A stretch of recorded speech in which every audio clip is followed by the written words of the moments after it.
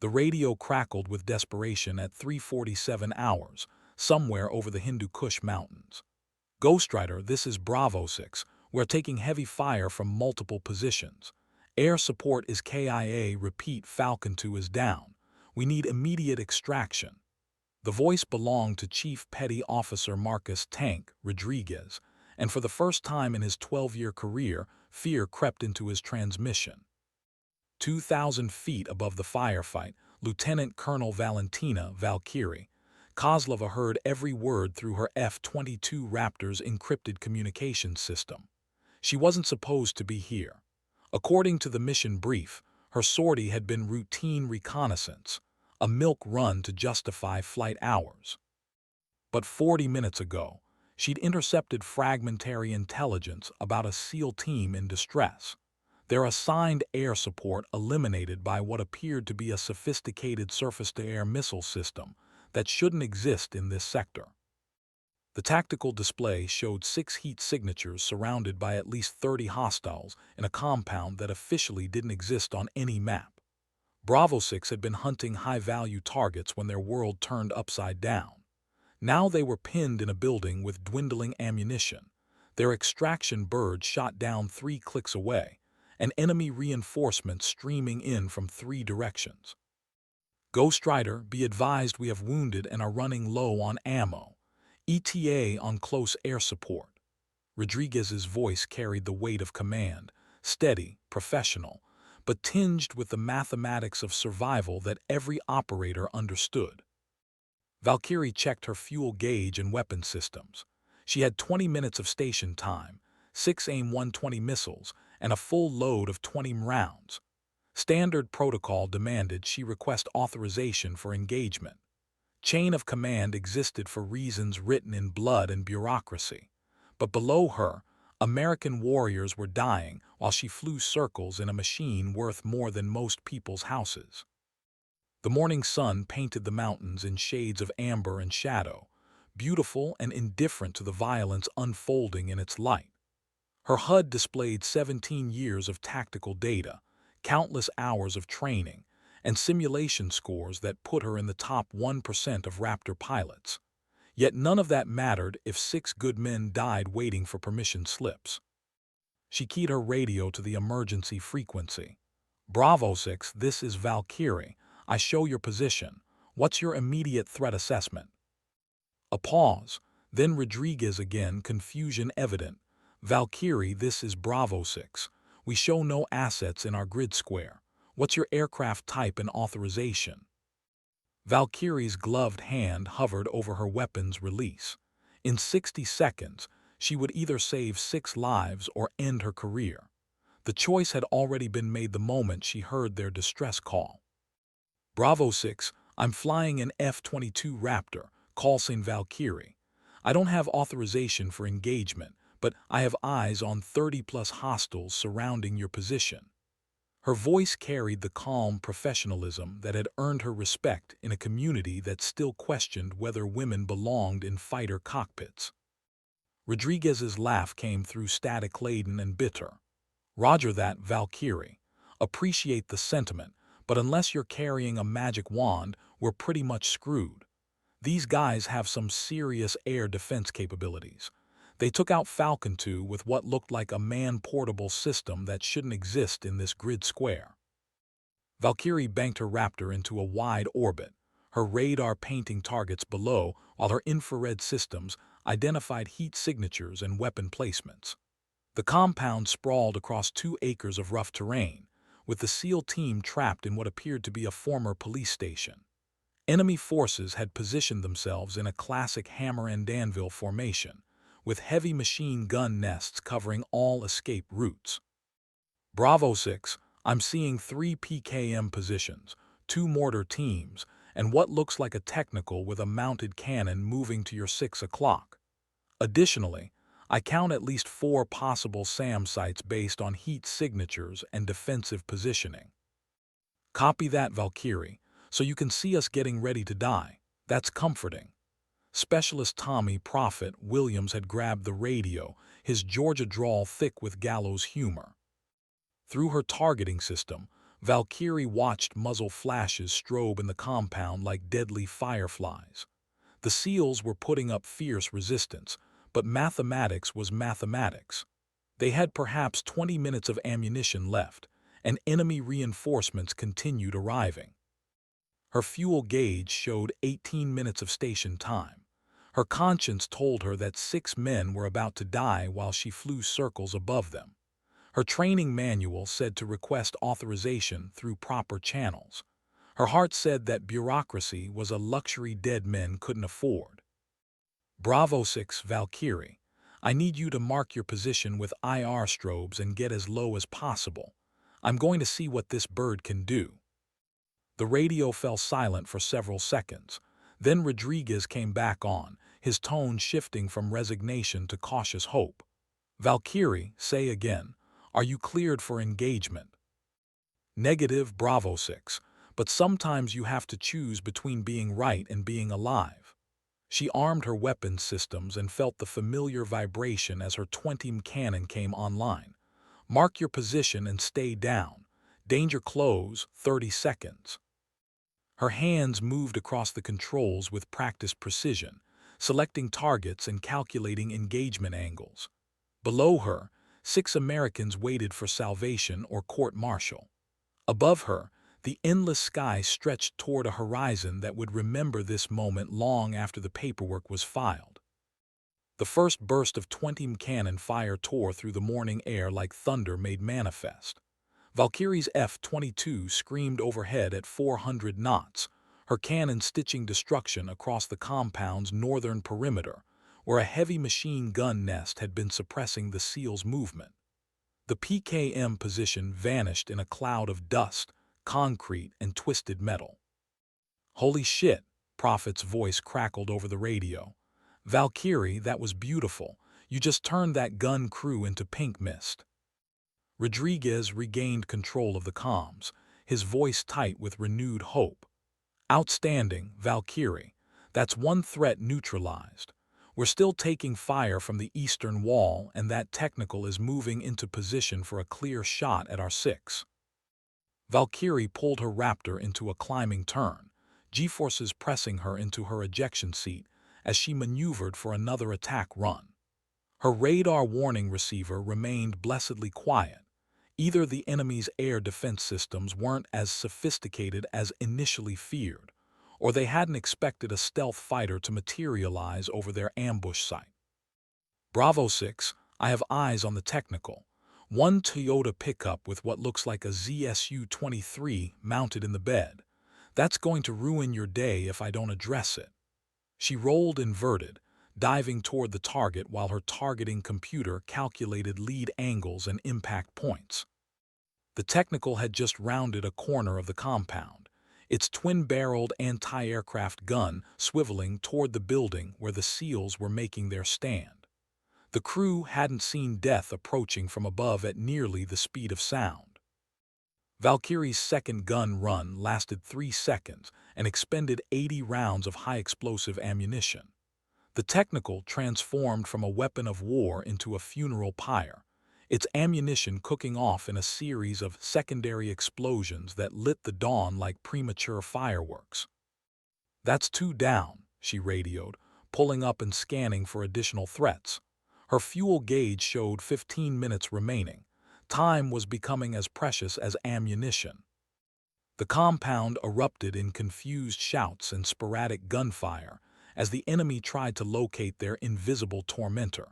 Several fighters broke cover, running between buildings in panic.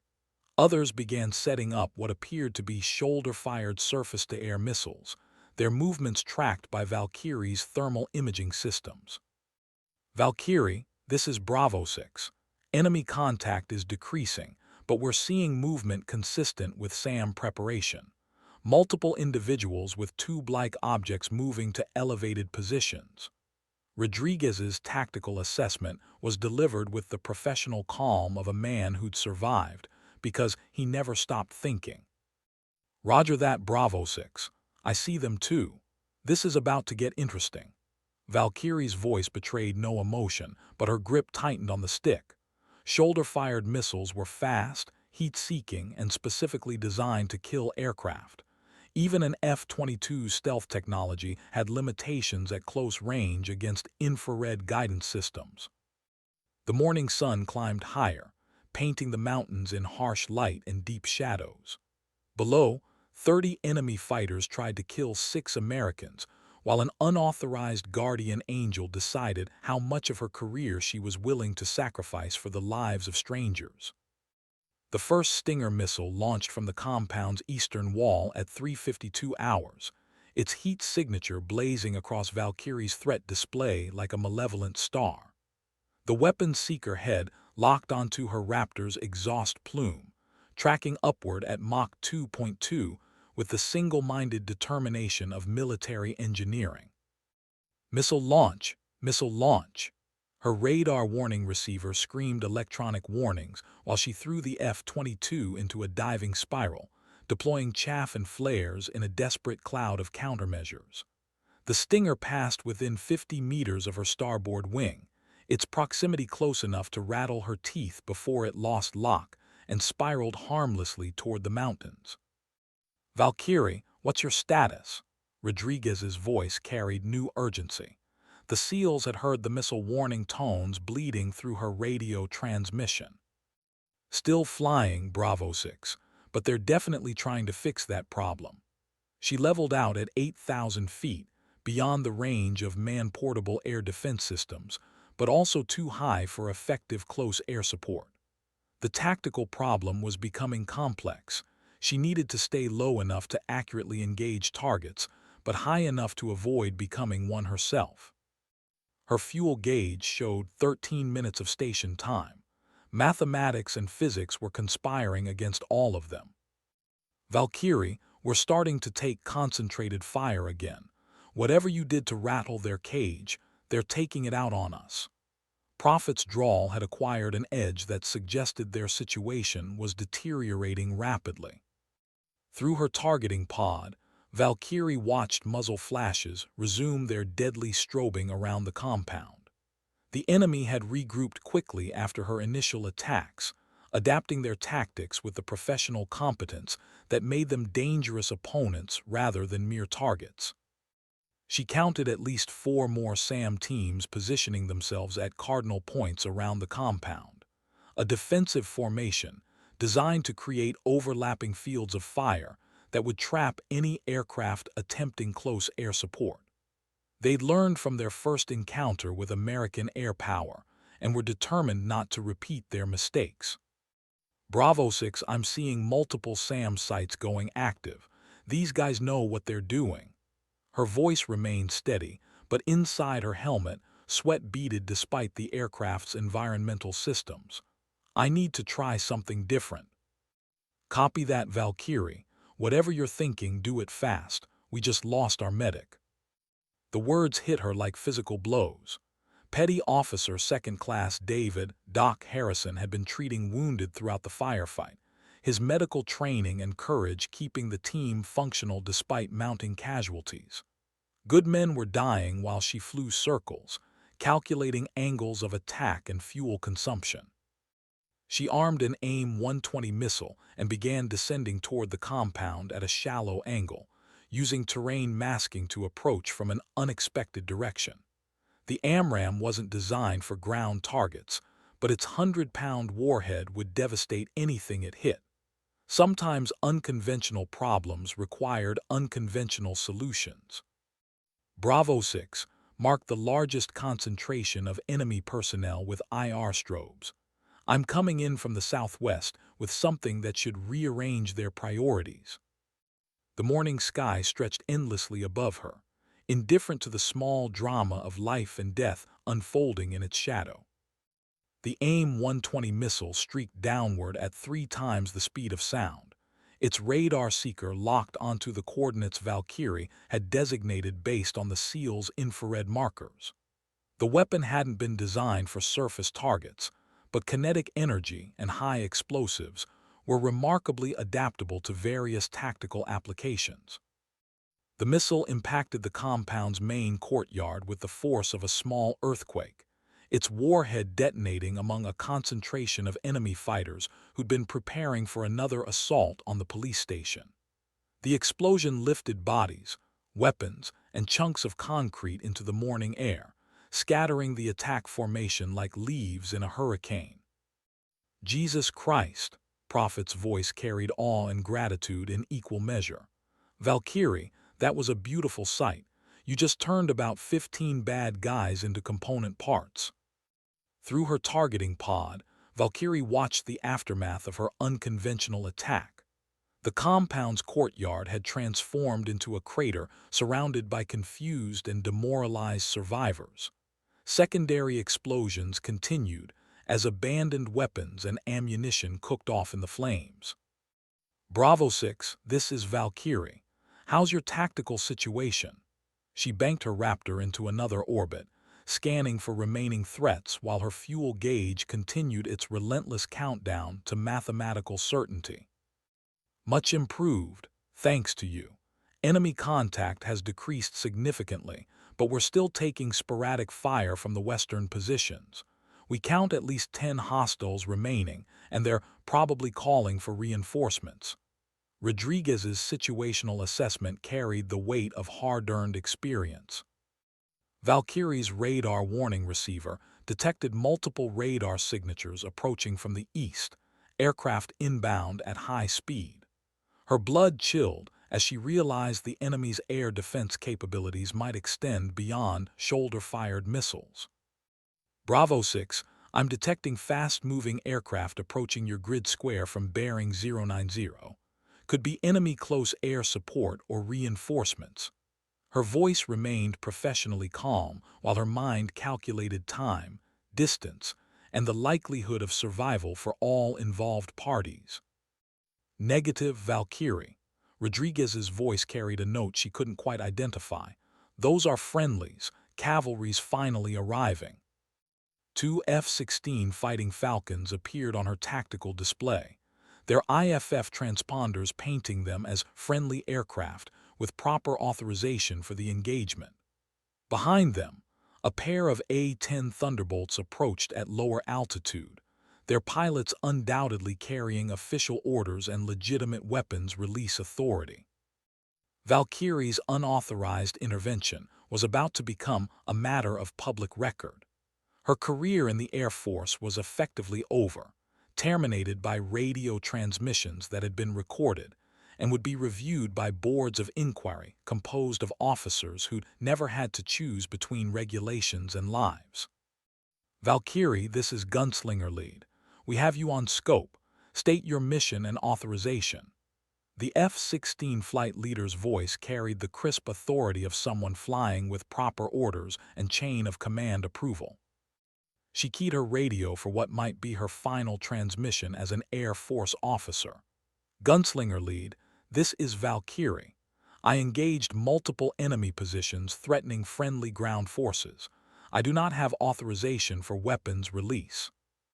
The silence stretched across several heartbeats, filled with the implications of her admission. Valkyrie, this is Gunslinger Lead. Understand you engaged without authorization. The F-16 flight leader's voice carried professional curiosity rather than immediate condemnation. Combat had a way of making peacetime regulations seem less important than practical results. Affirmative, Gunslinger Lead. 6 American ground personnel were in immediate danger of being overrun. I made a tactical decision to provide unauthorized close air support. Her voice remained steady despite the career-ending nature of her admission. Through her canopy, she could see the F-16s taking up tactical positions, their pilots undoubtedly photographing her aircraft and recording tail numbers for the inevitable investigation.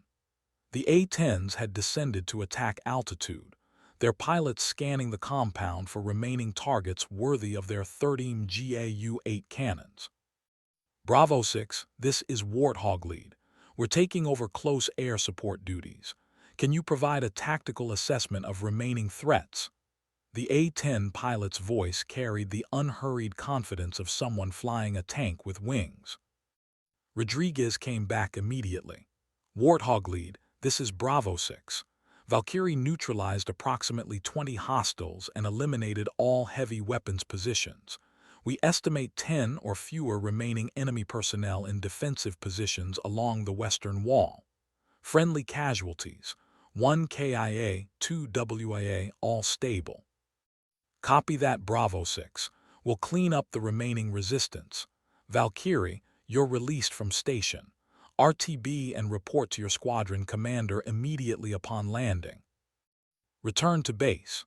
The words carried the weight of administrative justice and the end of dreams that had sustained her through flight school, countless training hours, and deployments to forgotten corners of the world where American interests required American presence. Valkyrie turned her F-22 toward home, her fuel gauge showing just enough aviation gas to reach base with minimal reserves. Behind her, the A-10s began their deadly work with the methodical precision of aircraft designed specifically for close air support missions. Valkyrie, this is Bravo 6. Rodriguez's voice cut through her melancholy thoughts. I don't know what's going to happen to you when you land, but I want you to know something. 6 Americans are going home to their families because you decided to do what was right instead of what was safe. That means something. It was just good tactics, Bravo 6. Any pilot would have done the same. Negative, Valkyrie. Any pilot might have wanted to do the same. You actually did it. There's a difference. The mountains below gave way to high desert, then to the familiar landscape surrounding her home base. Air traffic control guided her through the pattern with unusual formality, their voices carrying the tone reserved for aircraft involved in significant incidents requiring immediate administrative attention. She touched down on runway 6 at 5:47 hours, her F-22 rolling to a stop beside a collection of official vehicles that suggested her reception committee included more than routine maintenance personnel. Colonel James Hammer Patterson, her squadron commander, waited beside the aircraft steps. His expression revealed nothing. The debrief lasted 4 hours and covered every second of her unauthorized engagement.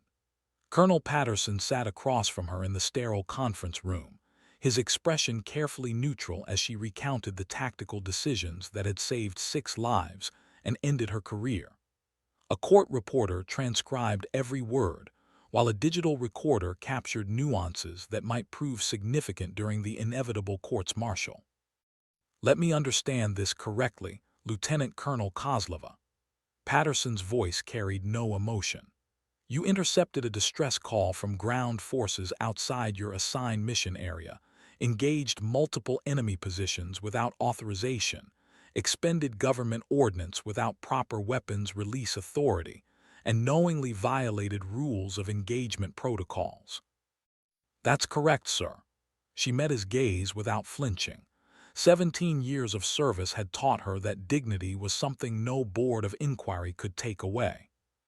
And you understand that these actions constitute multiple violations of the Uniform Code of Military Justice. Yes, sir.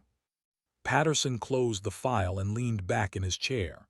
For the first time during the debrief, his professional facade cracked slightly. Valentina, what the hell were you thinking? The use of her first name suggested they'd moved beyond formal proceedings into something more personal. Patterson had been her mentor since she joined the squadron, guiding her career through the minefield of gender politics and institutional skepticism that still haunted women in fighter aircraft. I was thinking that 6 Americans were about to die, sir. Everything else seemed like details. Details that are going to end your career. You know that, right? The best possible outcome is involuntary retirement with reduced benefits. Worst-case scenario involves prison time at Fort Leavenworth. Through the conference room window, she could see her F-22 on the flight line, surrounded by maintenance crews and security personnel. The aircraft would be thoroughly inspected, every system analyzed, every action recorded in her digital flight logs scrutinized by investigators who'd never faced the choice between regulations and human lives. Sir, if I may ask, What happened to the SEAL team after I left station? Patterson consulted his notes. Bravo 6 was successfully extracted with no additional casualties. The compound was secured, and intelligence officers recovered significant materials related to the surface-to-air missile capabilities that shouldn't have existed in that sector. He paused, his expression softening slightly.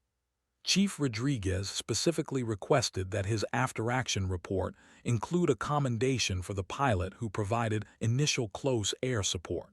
He's recommending you for the Distinguished Flying Cross. The irony wasn't lost on her. She might receive a medal for the same actions that would result in her dismissal from service. Military justice operated according to principles that sometimes seemed contradictory to civilians, but made perfect sense to those who understood that discipline and initiative were both essential to mission success. What happens next, sir? Patterson stood and moved to the window, his gaze fixed on the flight line where her career was slowly being dismantled by bureaucratic necessity. What happens next is politics, Valentina. This incident has attracted attention from people who wear more stars than either of us. Patterson remained at the window, his reflection ghost-like against the glass. The Secretary of Defense wants to know how a reconnaissance pilot ended up in unauthorized combat. The Joint Chiefs are asking questions about command authority and weapons release protocols. She remained seated, hands folded in her lap, waiting for the bureaucratic machinery to determine her fate. Outside, her F-22 Raptor sat motionless on the tarmac, its sleek lines and angular surfaces reflecting the afternoon sun like a monument to American technological superiority and one pilot's career-ending decision.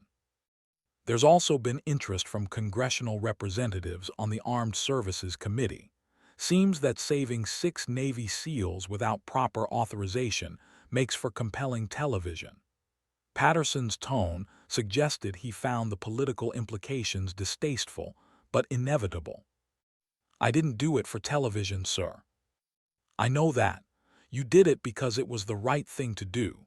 Unfortunately, the military doesn't always reward doing the right thing when it conflicts with doing the authorized thing.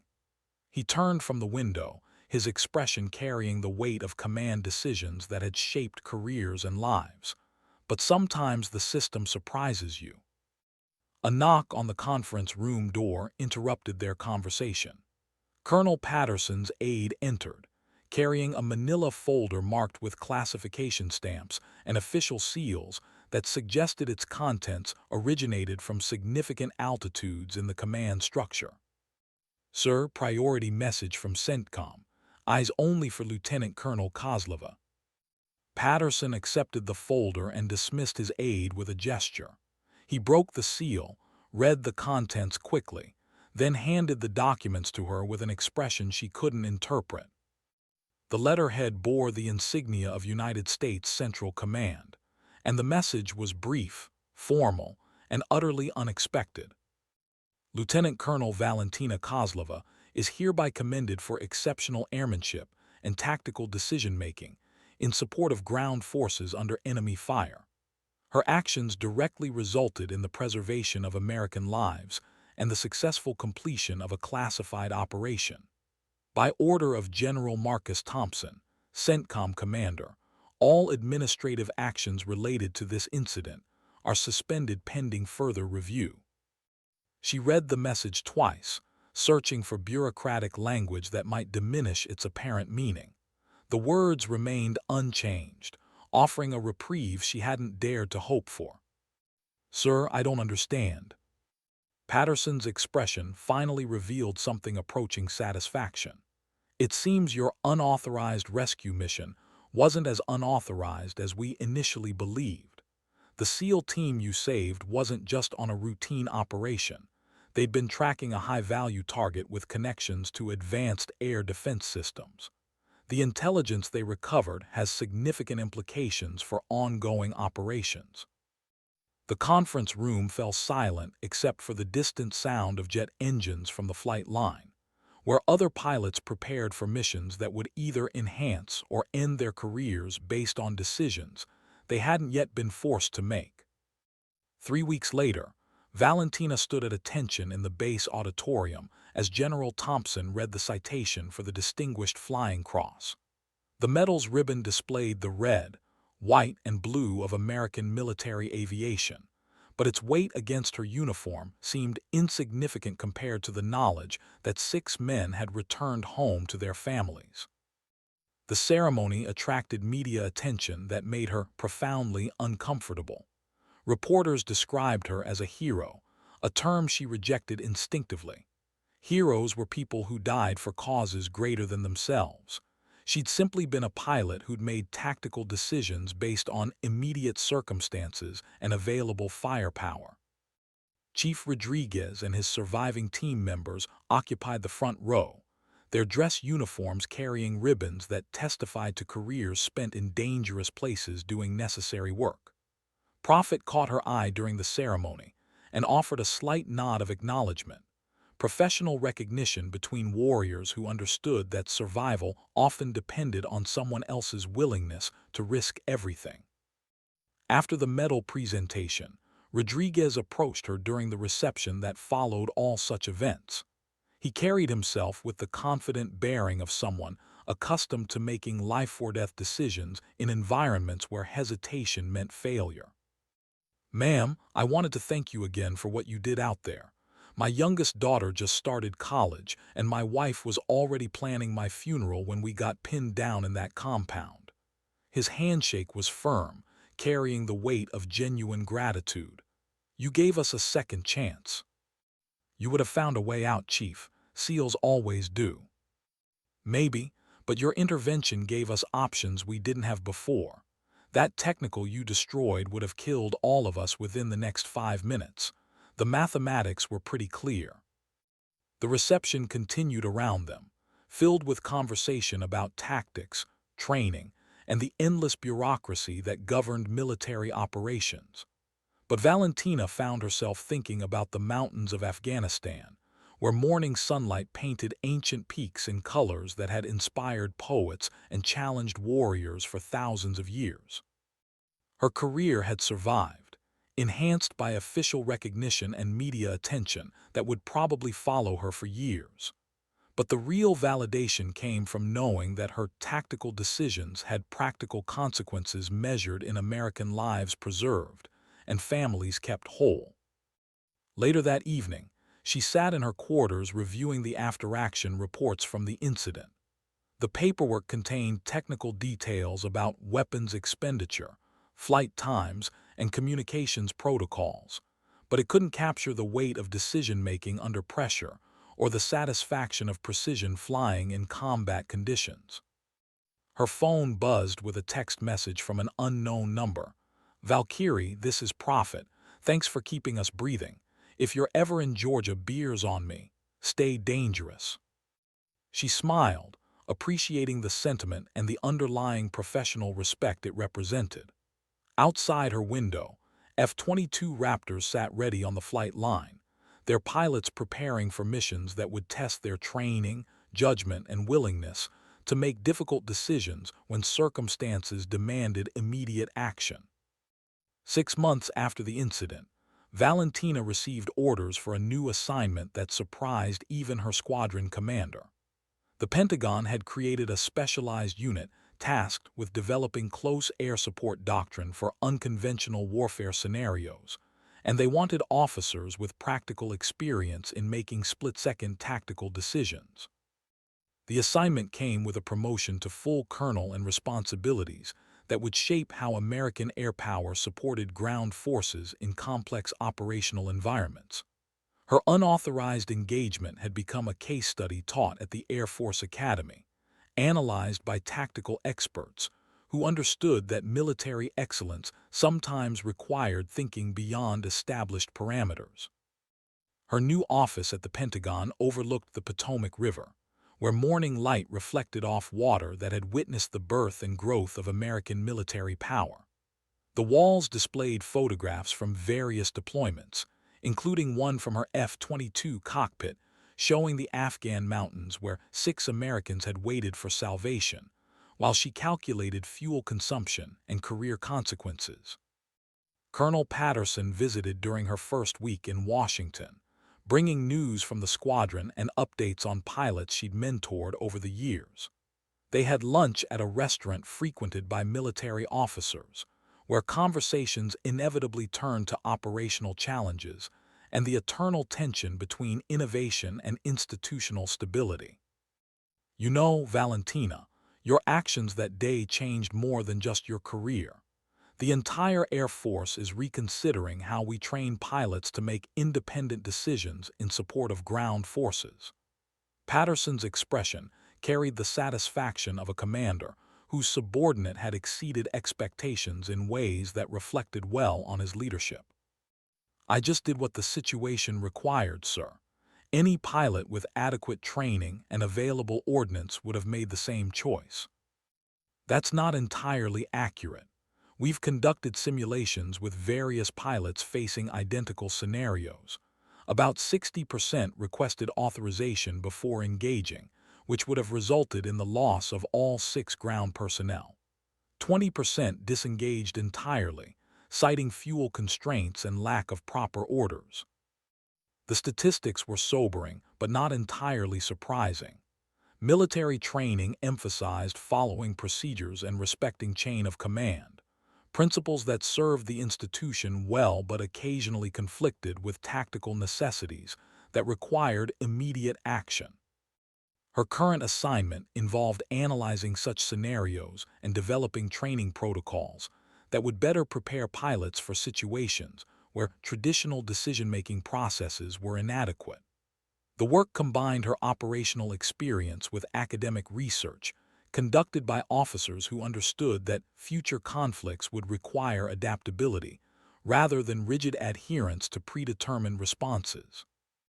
That evening, she walked along the National Mall, passing monuments dedicated to American military service and sacrifice. The Lincoln Memorial stood illuminated against the darkness, its marble columns supporting ideas about preserving Union and maintaining principles that had guided the nation through its most challenging periods.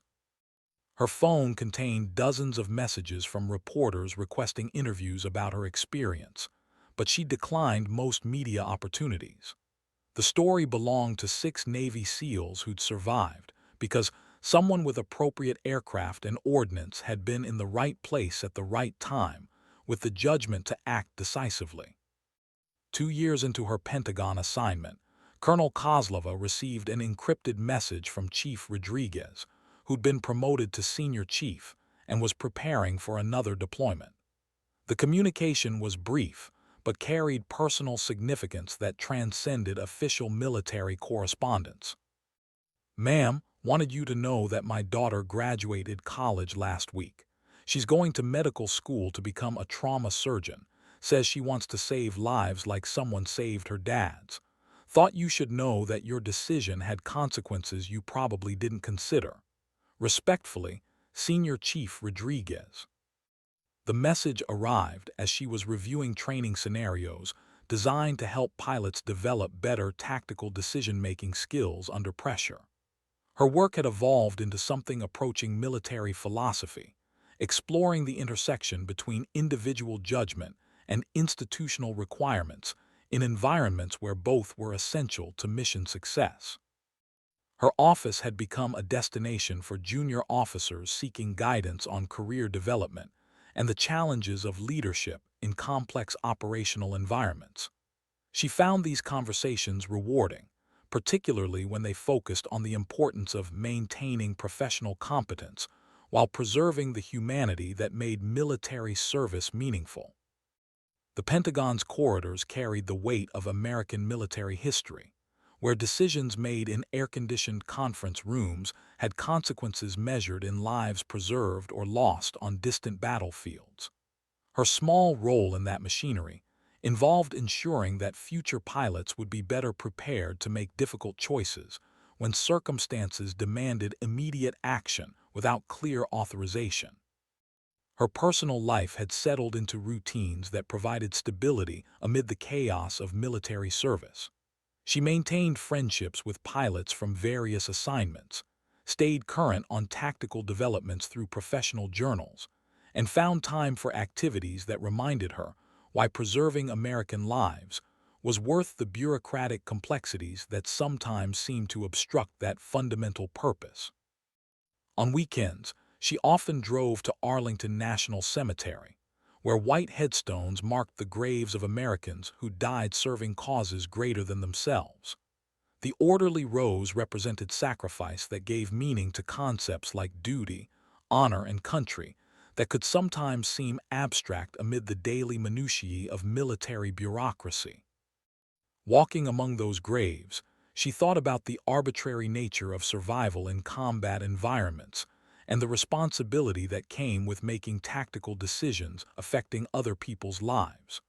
Her unauthorized engagement had been successful, but similar situations might result in different outcomes despite identical judgment and skill. The cemetery's silence provided perspective on the relative importance of career, concerns versus human consequences. 6 Navy SEALs had returned home because she'd chosen to act rather than request authorization, but the decision could just as easily have resulted in her court-martial and their deaths if circumstances had been slightly different.